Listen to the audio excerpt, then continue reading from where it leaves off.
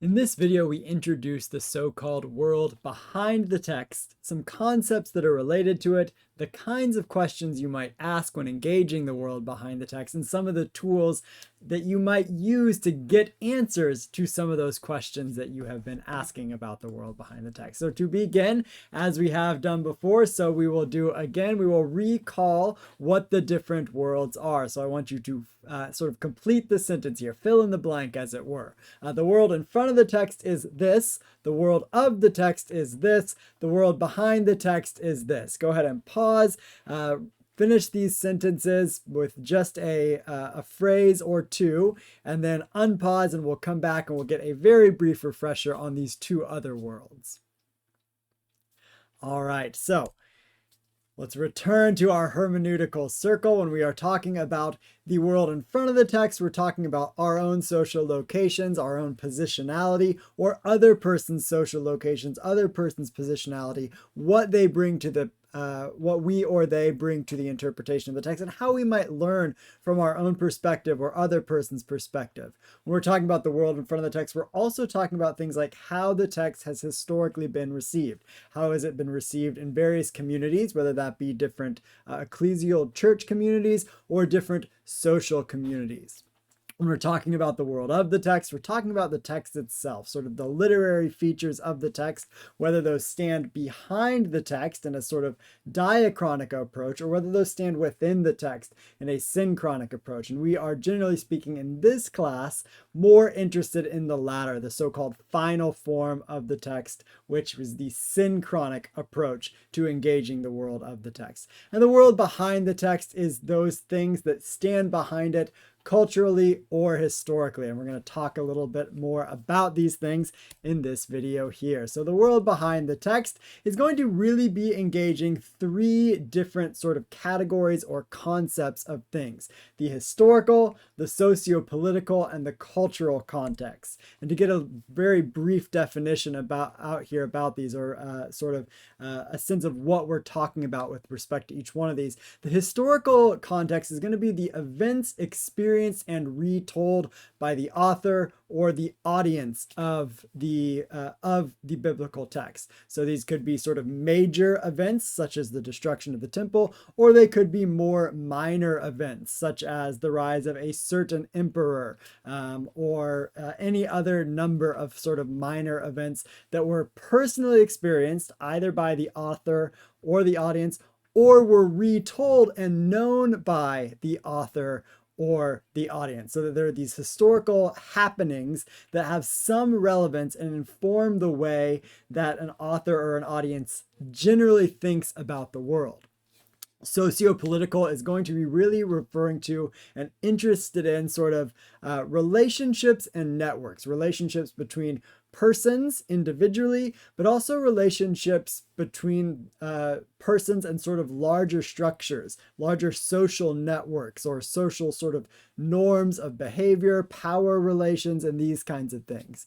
And then the cultural context is going to be those values and norms that are embraced and embodied within a particular context. And sort of every time and every geographical location and every social group has different cultural values and different cultural norms. Some of our cultural values and norms are shared with people from the ancient world, and some of them are going to be very different. We're going to think about various topics in different ways than the ancient people might have. So for example, we will have some shared values around food and meals, but also we'll have some different values and we'll have different experiences and practices around food. So the cultural context is going to refer to those things that are sort of particularized, and that there are certain ways of engaging particular things and categories in the ancient world within cultural networks of relationships.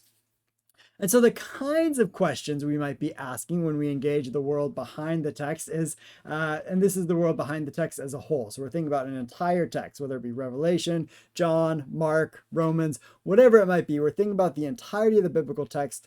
And we might ask questions like, who wrote this text? What can we know about the person that wrote this text? What can we know about their identity based on what they say in the text, or based on what other people have said about them, or based on what the tradition church tradition has said about them. Who was it written to? Was it written to one specific person? Was it written to one specific church? Was it written to a more general audience? Where did that audience reside? Was it in one single place or city? Was it in multiple places? And what can we know about the audience and the place in which they reside, and how that might affect the way that they received this text, or how that might also affect the things that the author put into the text?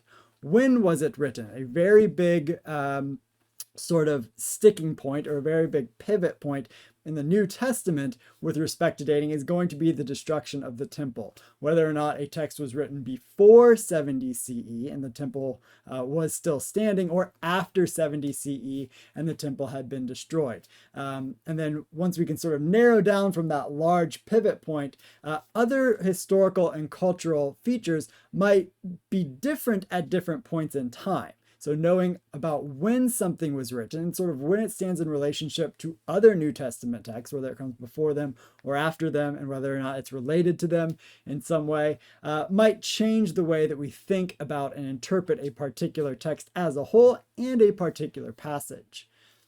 So we might also ask, why was this particular text written? What is the purpose for which it was written? And what's its central message? What's the sort of one big takeaway or handful of takeaways, 2 or 3 big takeaways that are contained within the text? What are the things that sort of keep repeating themselves over and over and over again, that central message? And you can see again how we're moving between the worlds of the hermeneutical circle here, insofar as if we're seeing things repeated, if we're seeing messages repeated, that's going to be an observation about the world of the text that might tell us something about the world behind the text, what the central message is, and why that central message was communicated to a particular audience by a particular author at a particular point in time.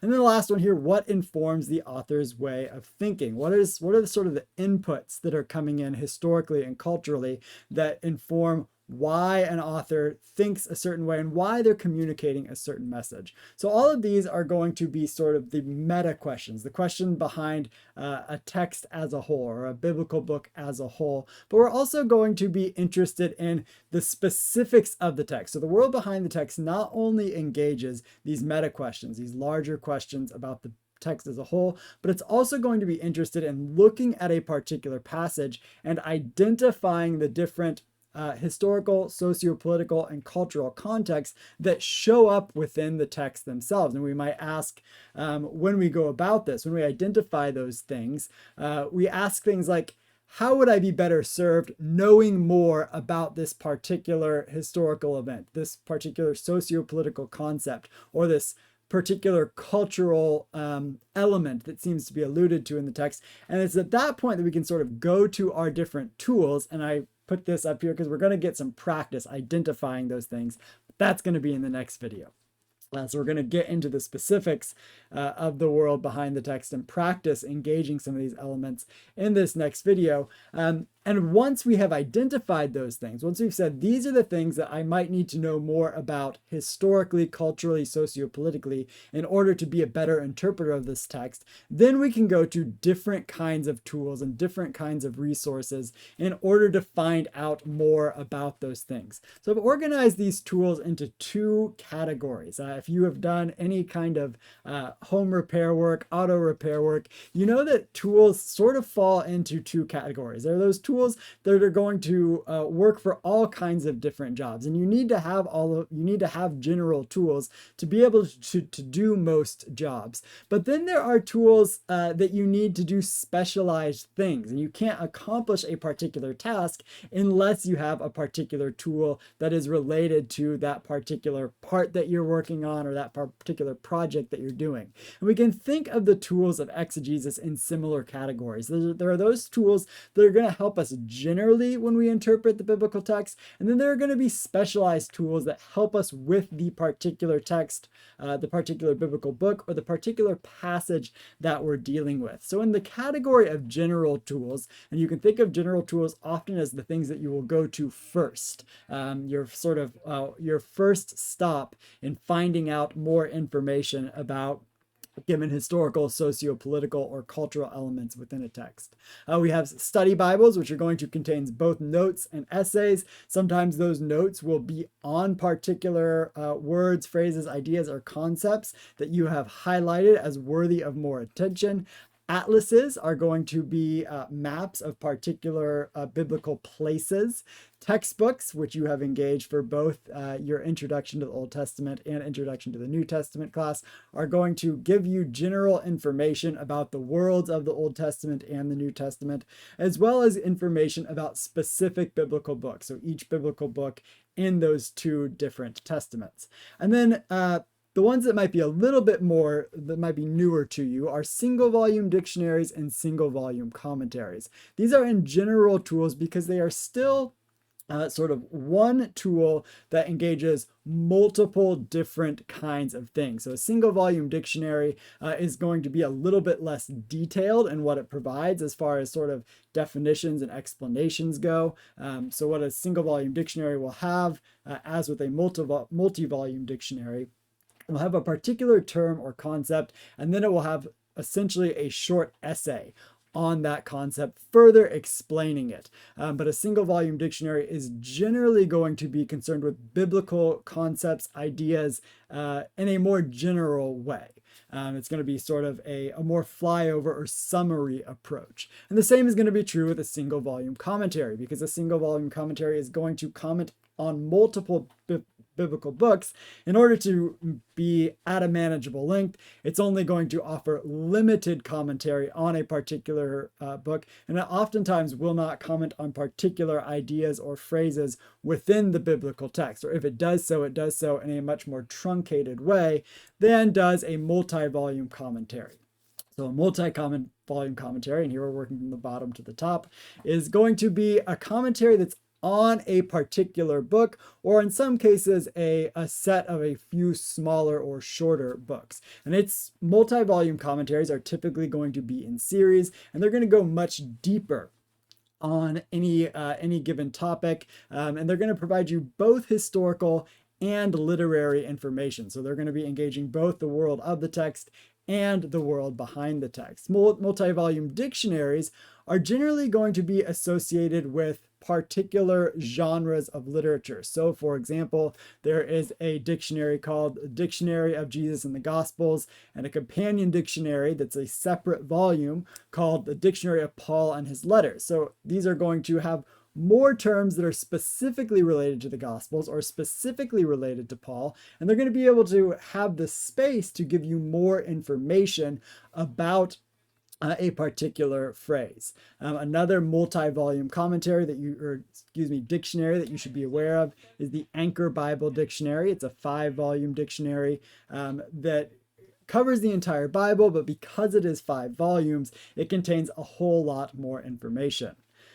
Then continuing to move upwards, journal articles. We're going to talk later in the semester of how to find and access and use journal articles, but these are going to be sort of the most specific form, or the most specialized tool in your toolbox for doing exegesis, insofar as it's going to be generally 10 to 20 pages on one particular idea that comes out of the biblical text. And then the same thing for books.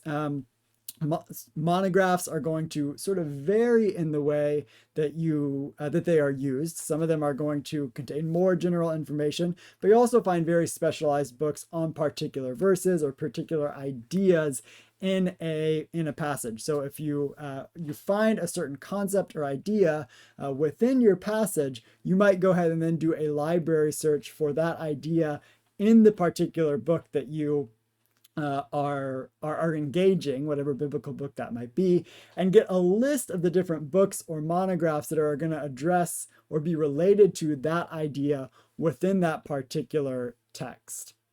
So all of these, again, are tools that we use to engage the questions of the specifics of the world behind the text. So the first step is to sort of identify what it is that we are interested in studying with respect to the world behind the text, in that particular passage. And then we go over to these tools, or we utilize these tools to get more information about that particular word, concept, idea that's related to the historical context, the socio-political context, or the cultural context. And so what we're going to do in this next video right over here is we're going to get some practice doing this. We're going to look at a particular passage. I'm going to ask you to highlight and call attention to particular phrases and ideas that are going to be of relevance, and I am going to also highlight those for you.